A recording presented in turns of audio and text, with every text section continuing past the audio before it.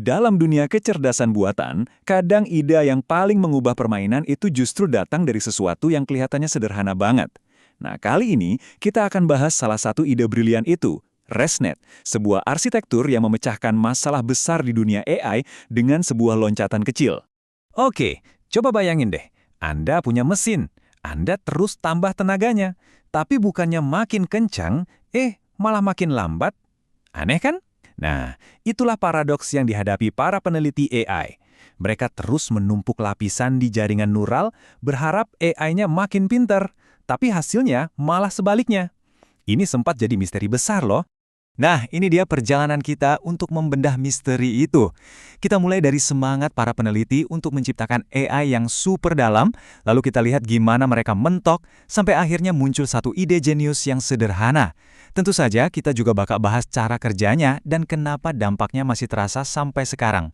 Jadi, kalau kita balik ke masa sebelum 2015, ada satu keyakinan yang dipegang teguh di komunitas deep learning. Makin dalam sebuah jaringan, makin bagus performanya. Logikanya masuk akal banget sih. Makin banyak lapisan, berarti makin banyak fitur rumit yang bisa dipelajari oleh si AI. Dan ini bukan cuma teori loh, buktinya jelas banget dari sejarah. Kita lihat evolusinya. Dari LeNet yang cuma 7 lapis di tahun 98, terus ada AlexNet yang fenomenal dengan 8 lapis di 2012, sampai VGG16 dan GoogleNet di 2014 yang lapisannya udah puluhan. Trennya jelas, semua orang berlomba-lomba bikin jaringan yang lebih dalam. Ya, tujuannya cuma satu, tumpuk terus lapisannya. Harapannya, dengan begitu, AI bisa mengenali gambar, suara, atau data apapun dengan tingkat kerumitan yang jauh lebih tinggi. Pokoknya, deeper is better. Tapi, saat para peneliti ini makin semangat menembus batas kedalaman, sesuatu yang sangat aneh mulai terjadi. Sesuatu yang benar-benar di luar dugaan dan melawan semua logika yang mereka yakini selama ini. Nah, ini dia yang bikin semua orang garuk-garuk kepala. Hasil eksperimen nunjukin hal yang gila. Jaringan dengan 56 lapisan ternyata punya training error atau tingkat kesalahan saat belajar yang lebih tinggi dibanding jaringan yang lebih dangkal dengan 20 lapisan. Tunggu dulu, kok bisa? Harusnya kan lebih banyak lapisan itu belajar lebih baik, bukan malah jadi lebih buruk. Ternyata biang keladinya adalah sebuah masalah klasik yang disebut vanishing gradient. Bayangin deh, sinyal untuk memperbaiki kesalahan itu harus jalan mundur lewat puluhan lapisan. Ibaratnya kayak main telepon kaleng yang panjang banget. Pesan yang dikirim dari ujung sana, pas sampai di awal, suaranya udah jadi bisikan doang. Akibatnya, lapisan-lapisan paling awal hampir nggak belajar apa-apa. Dan ini bukan sekedar masalah teknis yang pusingin para peneliti. Ini tuh udah kayak tembok raksasa yang menghalangi seluruh kemajuan AI. Gimana kita mau bikin AI yang super canggih, kalau nambahin otaknya justru bikin dia jadi makin gak pinter. Lalu di tengah kebuntuan itu, pada tahun 2015, muncullah sebuah paper dari tim peneliti Microsoft yang judulnya Deep Residual Learning. Makalah ini nggak cuma menawarkan solusi, tapi solusi yang ditawarkan itu luar biasa elegan dan sederhana. Kalau kita baca papernya, kita bakal nemu kalimat yang, kedengeran rumit dan akademis banget kayak gini.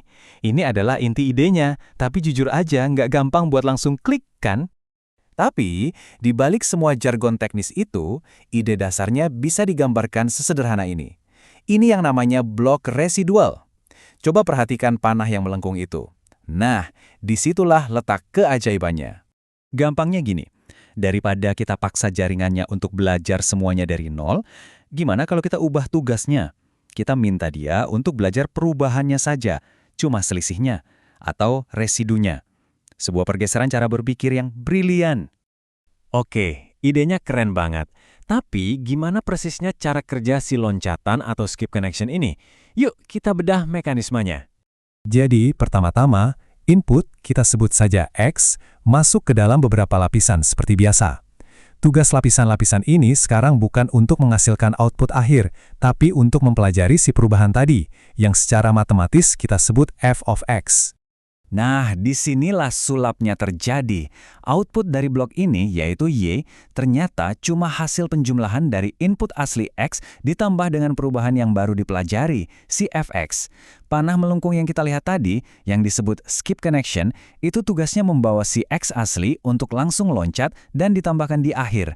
Sesederhana itu. Dan karena blok bangunan ini sangat efisien, kita jadi bisa menumpuknya sebanyak yang kita mau, puluhan, ratusan, bahkan ribuan lapisan, seperti pada model ResMed 152 yang legendaris itu. Masalah degradasi dan gradien yang menghilang tadi lenyap seketika. Lantas, kenapa sih ini bisa seampuh itu? Pertama, skip connection ini seperti membuat jalan tol informasi. Jadi sinyal gradien bisa mengalir deras kembali ke lapisan awal tanpa hambatan. Kedua, ini juga bikin si lapisan jadi lebih pintar. Kalau memang nggak ada yang perlu diubah, lapisan itu tinggal belajar untuk membuat fx jadi 0. Dan yang paling keren, semua ini dicapai tanpa menambah banyak parameter atau beban komputasi. Dan terobosan ini bukan cuma bagus di atas kertas. Dampaknya ke dunia nyata itu, wow, sangat cepat, masif, dan benar-benar mengubah arah pengembangan AI modern untuk selamanya. Dimanapun kita melihat aplikasi computer vision yang canggih hari ini, kemungkinan besar di dalamnya ada arsitektur ResNet. Mulai dari memenangkan kompetisi klasifikasi gambar ImageNet, jadi tulang punggung model deteksi objek, sampai aplikasi medis penyelamat nyawa seperti deteksi tumor. Ya, ResNet ada di mana-mana. Dan kalau kita butuh bukti seberapa besar pengaruhnya, lihat saja angka ini. Lebih dari 260.000 kutipan. Itu adalah jumlah paper lain yang merujuk pada paper asli ResNet. Ini adalah angka yang astronomis, yang menunjukkan betapa fundamentalnya ide ini bagi seluruh peneliti dan praktisi AI di dunia. Kisah ResNet ini mengajarkan kita satu pelajaran berharga. Terkadang, solusi untuk masalah yang paling rumit bukanlah dengan menambah kerumitan, tapi dengan menemukan satu ide yang elegan dan luar biasa sederhana. Ini jadi bikin kita bertanya-tanya ya, kira-kira ide sederhana brilian apa lagi yang sedang menunggu di luar sana untuk memecahkan tantangan besar AI berikutnya?